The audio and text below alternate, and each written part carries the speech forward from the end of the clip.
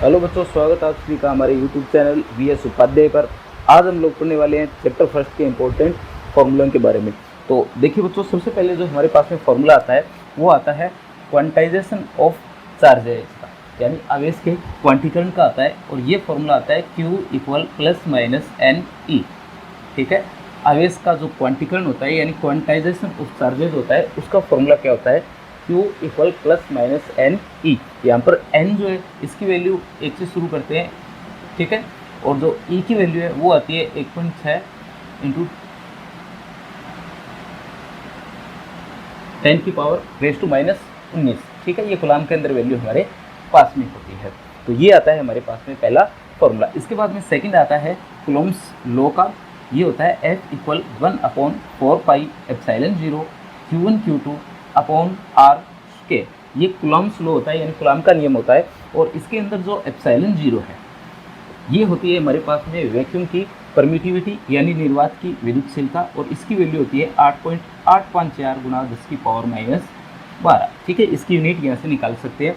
और ये जो 1/4 पाई एप्सिलॉन 0 है इसे हम लोग K भी लिख देते हैं, जिसकी वैल्यू होती है 9 into 10 to power raise to 9 होती है। ठीक है, 9 गुणा 10 की पावर 9 जो इसकी वैल्यू होती है। इसके बाद में सेकंड जो फॉर्मूला आता है वो आता है डाइलेक्ट्रिक कांस्टेंट का। ठीक है, ये हमारे पास में क्या होता है?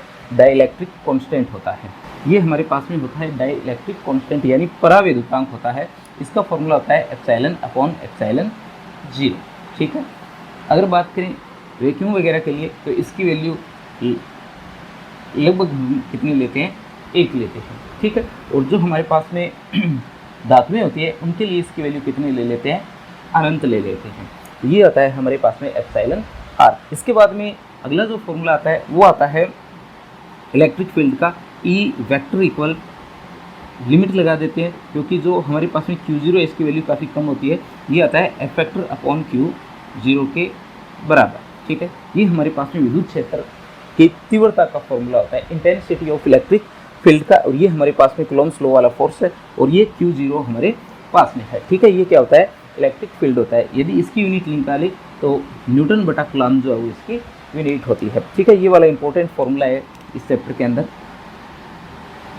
यूनिट के साथ में आप लोग इसे पढ़ लेना। ठीक है, अगला जो हमारे पास में आता है वो आता है एक पॉइंट चार्जेज की वजह से, यानी जो हमारे पास में एक पॉइंट चार्ज है उसकी वजह से इलेक्ट्रिक फील्ड का मान, यानी बिंदुवत आवेश के कारण विद्युत क्षेत्र की तीव्रता। ठीक है, पॉइंट चार्ज की वजह से अगर देखें ये आता है E equal KQ upon R square.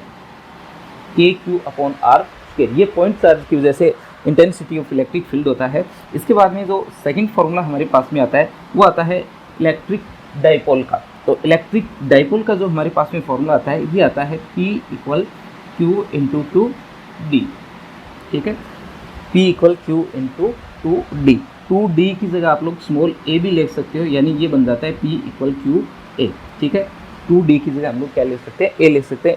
इसकी यूनिट जो है वो डिबाई होती है। ठीक है, ये विद्युत द्विध्रुव आघूर्ण का फॉर्मूला होता है। ठीक है, P equal Q into 2D। इसके बाद में आता है इसी इलेक्ट्रिक डाइपोल के लिए इसकी एक्सियल लाइन पर कोई पॉइंट हो, या फिर इसके जो एक्सियल लाइन पर कोई पॉइंट हो, या इसका जो इक्विलेटर है उस पर अगर कोई पॉइंट हो, तो उसके लिए इलेक्ट्रिक फील्ड की वैल्यू ज्ञात करना, यानी इसके अक्ष और निरक्ष पर विद्युत क्षेत्र की तीव्रता का मान ज्ञात करना।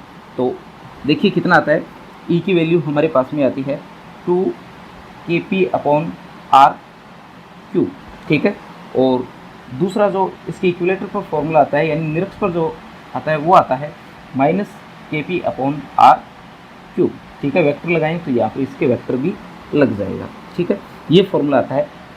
इसके अलावा अगर इसी इलेक्ट्रिक डाइपोल के लिए आप लोग फोर्स और जो टॉर्क है उसकी वैल्यू ज्ञात करना चाहो, यानी बल और बल आघूर्ण की बात करना चाहो, तो देखिए अगर यूनिफॉर्म इलेक्ट्रिक फील्ड है तो उसके लिए F की वैल्यू आती है 0, और जो टॉर्क है वो आता है PE साइन थीटा। कितना आता है? PE साइन थीटा आता है। बल आघूर्ण के लिए वैल्यू कितनी आती है? तो आती है tau equal PE sine theta. ठीक है, तो ये हमारे पास में फॉर्मूले आ जाते हैं इलेक्ट्रिक डाइपोल के लिए।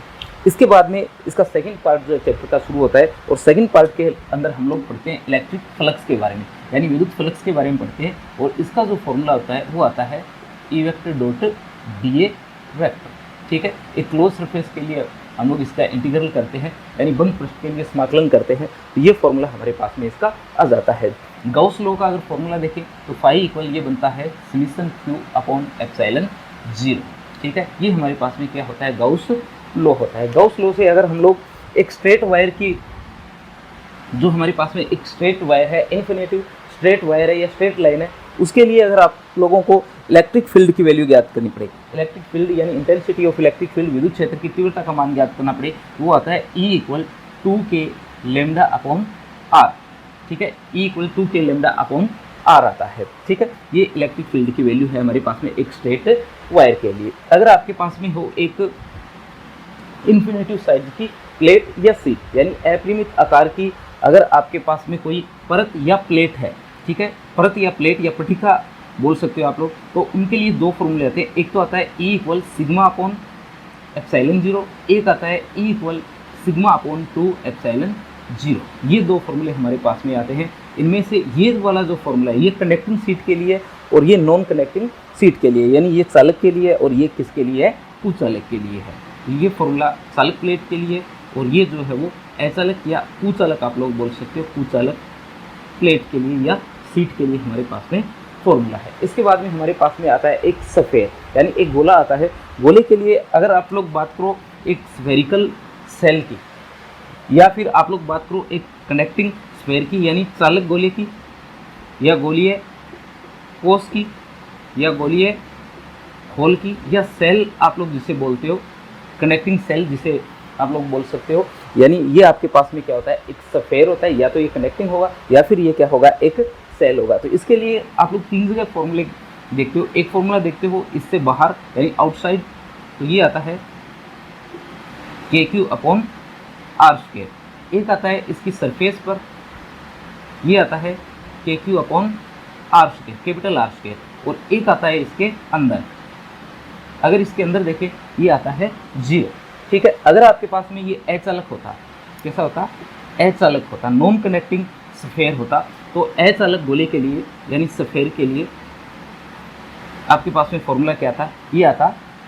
ये तो सेम ही आते, बाहर और सतह वाला तो सेम आता, अंदर वाला जो है वो चेंज होता और कितना आता, ये आता KQ R अपॉन RQ, ठीक है। ये फॉर्मूला आता आपके पास में एक सफ़ेद के लिए। तो ये चैप्टर फर्स्ट के इंपॉर्टेंट फॉर्मूले हैं।